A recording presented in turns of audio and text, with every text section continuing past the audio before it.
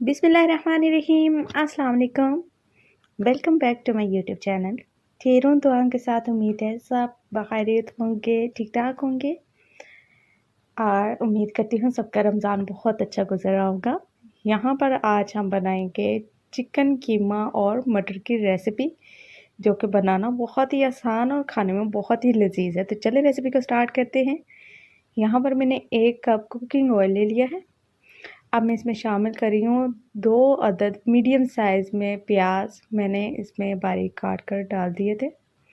2 minute के बाद जब आप इसको फ्राई करेंगे, थोड़ा सा इनका कच्चापन दूर पिंक सा कलर जब आ जाए, तो आपने यहाँ पर अदरक लहसुन 1 टेबल स्पून भर के शामिल किया। मैंने यहाँ पर कुछ खड़े मसाले 4 अदद लौंग, 3 अदद छोटी इलायची, 1 अदद बड़ी इलायची, 8 से 10 काली मिर्चें और 1 टीस्पून जो है वो साबित ज़ीरा ले रही हूँ यहाँ पर मैं। और ये कीमा शामिल करके अब हम इसको मसालों में अच्छे से भून लेंगे। 2 मिनट तक आपने इसको कुक करना है, जब तक इसका कलर चेंज ना हो जाए।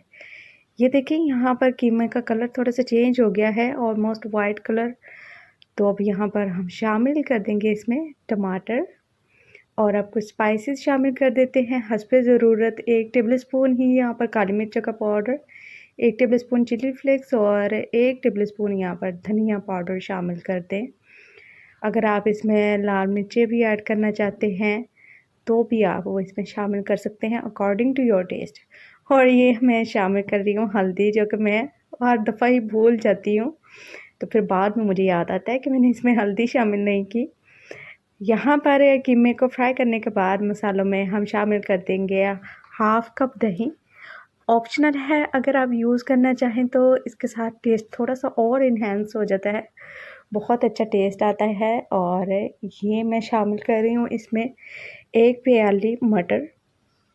मटरों का हम तकरीबन 2 से 3 मिनट के लिए पका लेंगे। थोड़ा सा जब इनका कच्चापन दूर हो जाए, तो अब इसमें शामिल कर देंगे हम थोड़ा सा इसमें पानी शामिल कर देंगे। 1/2 गिलास शामिल कर रही हूँ मैं, ताकि इसमें एक तो मटर हमारे अच्छे से गल जाएंगे और दूसरा थोड़ा सा ग्रेवी भी आ जाएगी हमारे पास। 5 मिनट के लिए लो टू मीडियम फ्लेम पर आप इसको कुक करें। और ये देखें माशाल्लाह से 5 मिनट के बाद हमारा मटर कीमा कितना अच्छा बनकर तैयार हुआ है। तो ये अब थोड़ा सा इसमें हरा धनिया शामिल कर देंगे और ये बारीक कटी हुई हरी मिर्चें, इनको शामिल करने के बाद अच्छे से मिक्स कर लें। देखिए माशाल्लाह से कितना प्यारा कलर आया है इसका।